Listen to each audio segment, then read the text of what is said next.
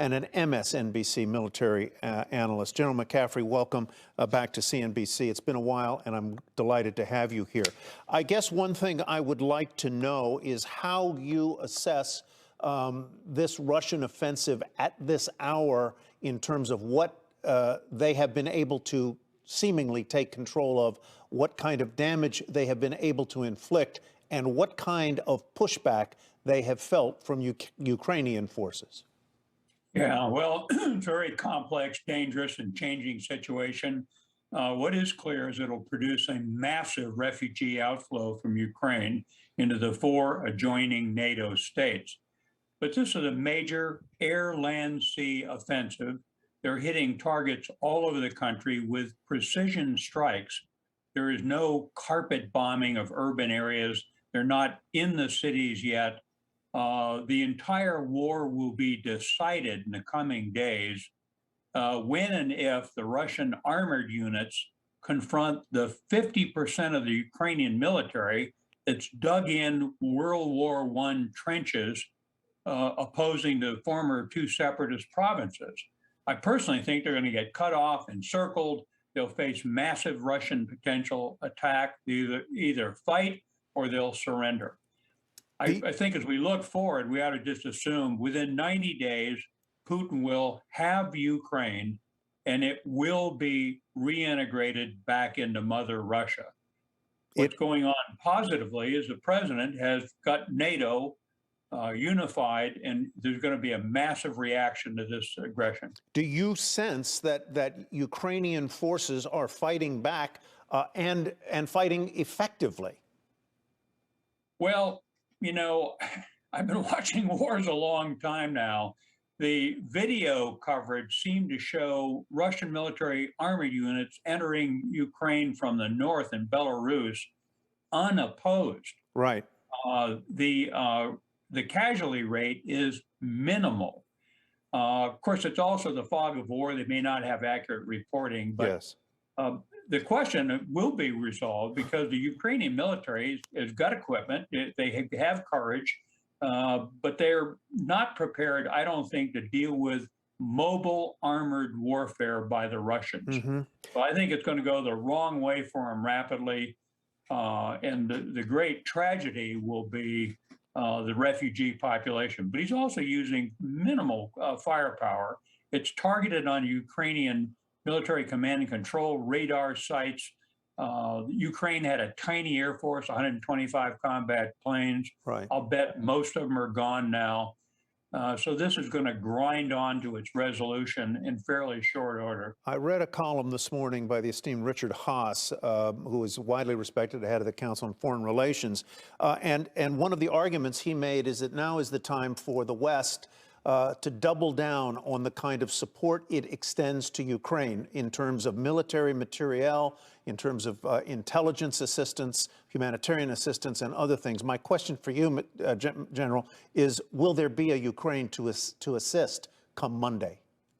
Well, I'm a member of the Council on Foreign Relations, have enormous respect for Richard Haass. I think it's over. I cannot imagine. The airspace is closed. We will not intervene in Ukraine airspace with F-35 to confront the Russian Air Force, which we could do successfully. It's off the table.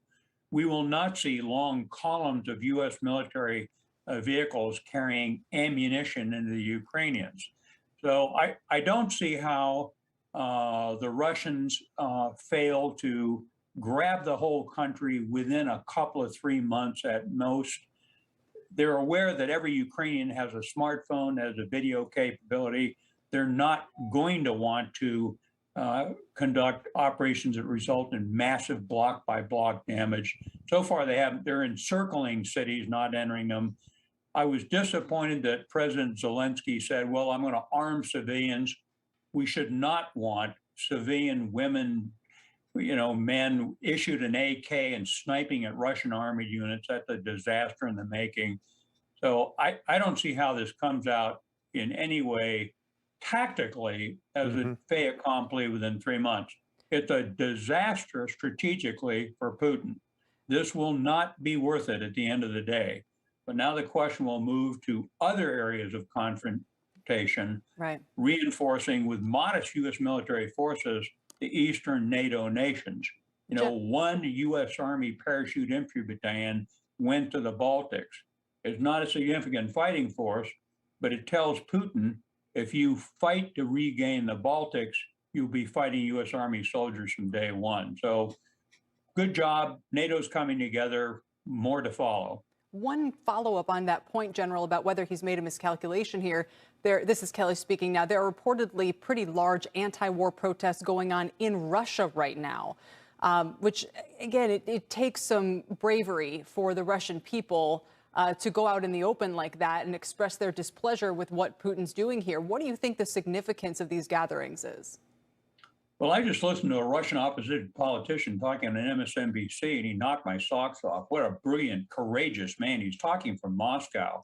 He'd probably be under arrest by later on tonight. The Russians are arresting those protesters, hundreds of them. They will get beaten. They will get locked up. They will lose their employment. Putin is an absolute dictator. You know, he murders or jails his opposition internally. He now controls all the levers of power. He murders people abroad. This is his fifth invasion. And I think what was most chilling to me was essentially he was threatening the use of nuclear weapons if outside forces intervene. These nuclear weapons are political deterrents. They're not war fighting. I mean, for God's sakes, Russia would disappear and evaporate, as would we, in the event of a total nuclear exchange. So he may be going unstable. He's isolated in the Kremlin. He's a murderous thug, and he has all power in his hands. So let me just close, General McCaffrey, if I might, and I want to bear down on a point I think you made, and it really goes to this. Is Putin likely to get exactly what he wants or exactly what he doesn't want? And what he doesn't want is a reinvigorated, stauncher NATO around his borders.